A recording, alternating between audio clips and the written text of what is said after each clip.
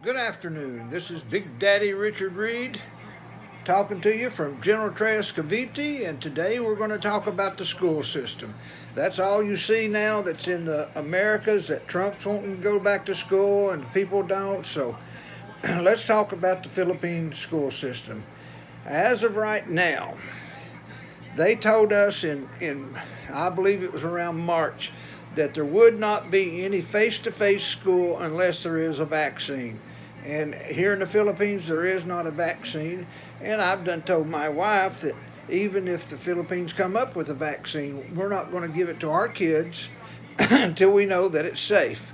A couple of years ago, they come up with a dengue vaccine, which is something like malaria but worse, and they started giving it to the kids at school, and these kids started dying, getting sick. So, and of course, it probably come from China. Richard Reed is not going to put his kids as guinea pigs for the Philippine or any government. So anyway, we got three kids, and one of them will be in high school this year, which causes another problem because here in the Philippines, the 10th grade, usually ninth grade was as far as they went, and now they've instituted 12K, which means they go to the 12th grade. But before 10th grade, you were out of high school and you could go to college. Well, that's changed. So even the private school the kids went to does not have a 10th, 11th, and 12th grade. So here's the situation we're in, and this is a lot of the parents here. They're scared to put their kids in school. We don't know if it's going to be safe.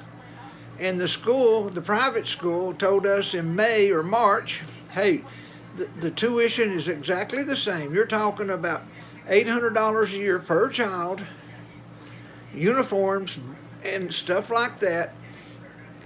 And they're going to give you maybe 2 hours of internet studies on TV, and the tuition is the same.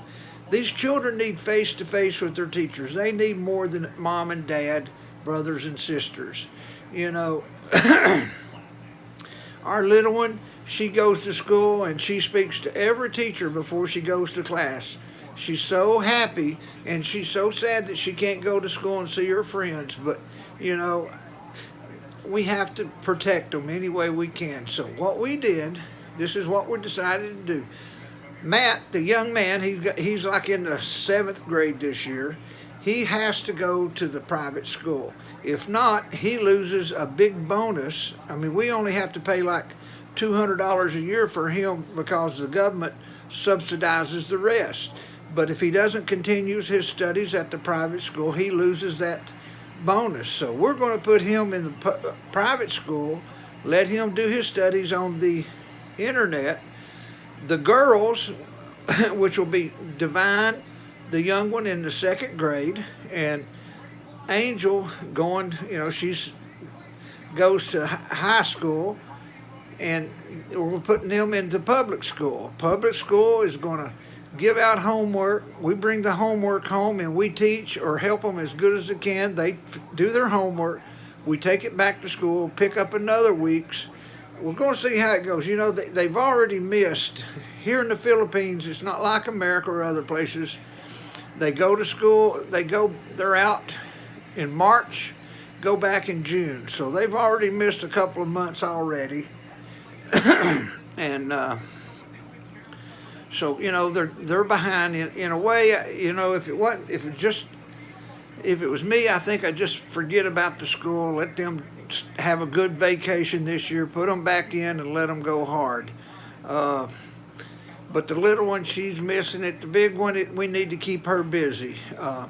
But anyway, school system. My grandchildren in Kingsport, Tennessee, they finished out their year off the internet from their school. Now they are in a good school system, and they did get to finish their year out. They're not going to have to make it up, thank God. But I don't know what they're doing right now about, are they planning on going back at the end of September? Usually they'd be going back to school at like the 3rd week of August, and that's coming up very soon. You know, my thing about this school is I just want the kids safe. I love these little monsters we got.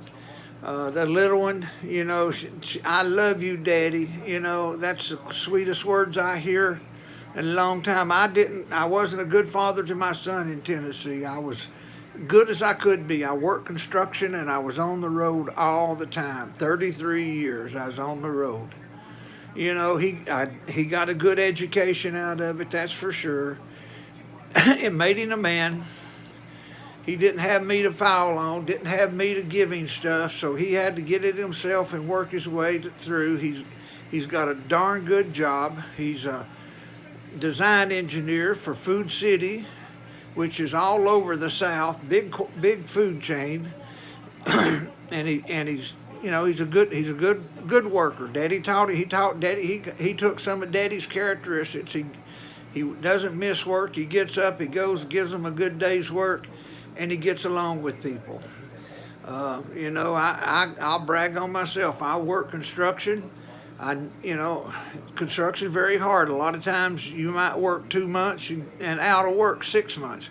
I was very fortunate. I was probably not out of work maybe 2-3 months the whole time in 30-something years.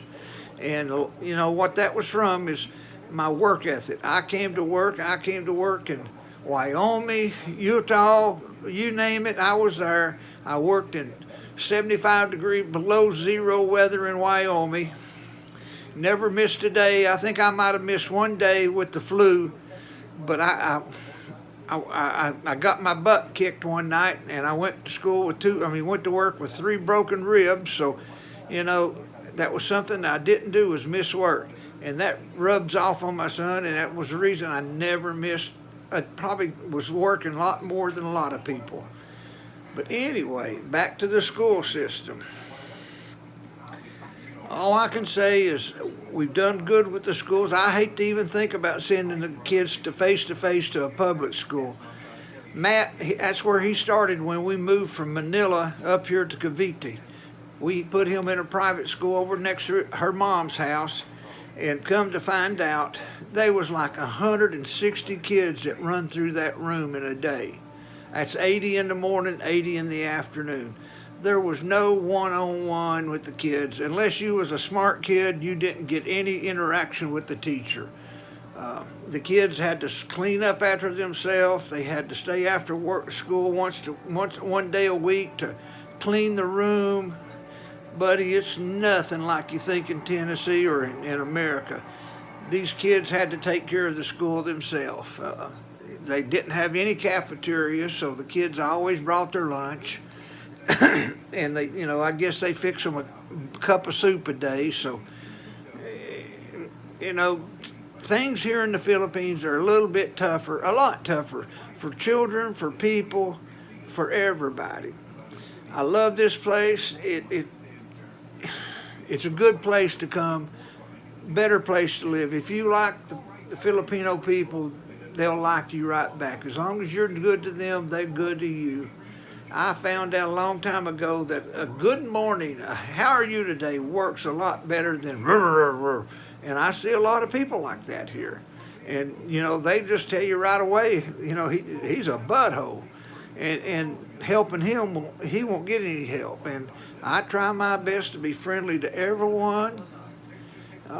It comes back, I got to go back to the immigration Wednesday. This is the 6th time, but hopefully the last time. And I showed Judith my receipts, and it tells what time we can come. And she says, you're right. We can go pick up my passport as soon as I get there, because that's due on the 13th. Well, we're going back on the 15th, so that means I'm 2 days behind in picking it up, so it has to be ready. Then I got to go back and get my identification card, and there's no time limit on that. So hopefully I can go in, get my passport, my identification card, and back home. Traffic is just so bad. But anyway, people, I love being on here telling you a few things about my adventures. I've been in the Philippines off and on since 2008. I was married to another Filipino. I did the online stuff, so if you need any questions answered, give me a call. I think I got a lot of experience in that. I'm not going to give you any advice, but I'll tell you what I did, tell you what happened to me, tell you the results of it. And it might give you better understanding of what things not to do or to do correctly. I bought a car, I bought a house, and I'm married to a wonderful girl now. And, you know, there's a lot of wonderful women over here. Judith takes care of me. You know, I don't know if that's God's situation of me picking a bad one and now He give me a good one, but I couldn't ask for a better woman taking care of me. All I have to do is say I won't. I've got the cleanest clothes in the country. I got a big fat belly. I got pictures of when we first started dating. I was nice and skinny, but I was muscular, had a good tone to my body. Now I'm a big fat man, but that's okay too. I'm a happy fat man. You know, I'm thinking about changing my name of my page to Tennessee Hillbilly in the Philippines. I don't know what to do. I'd like to have some advice. If you know, give me a shout out. My email is rdreed, RDREED 2004 at gmail.com, or my Facebook is Richard Reed. And say hello if you like. If you like this, hit the thumbs up. You don't have to subscribe. Don't subscribe. Don't waste your time. I'll give you as much of my experience as I can in the future, and hopefully that we can move down this road together. I tell you, I wished I'd have had somebody that I could ask, say, hey, how can I do this, or can you do this or that? You know, I watch a lot of YouTube videos, and man, I see a lot of people saying, you know, doing things that I'd already done. And if I could have, you know, seen a video or a situation that I was going to face and maybe do it a lot better, maybe not hurt the other lady, maybe save money, because I tell you what, I've wasted a lot of money over here. I've saved a lot of money, but I've wasted a lot more. And that's what I see most people do, especially foreigners my age. They come over here and they're overwhelmed by the beauty and the love of these Filipino women, because they're beautiful and they'll love you. They'll give you their heart, and then they'll steal your heart. Take all your money too. But anyway, God bless you. I'll be back on after I get my passport stamped and my ACR stamped Wednesday. God bless you and have a great afternoon. Thank you very much.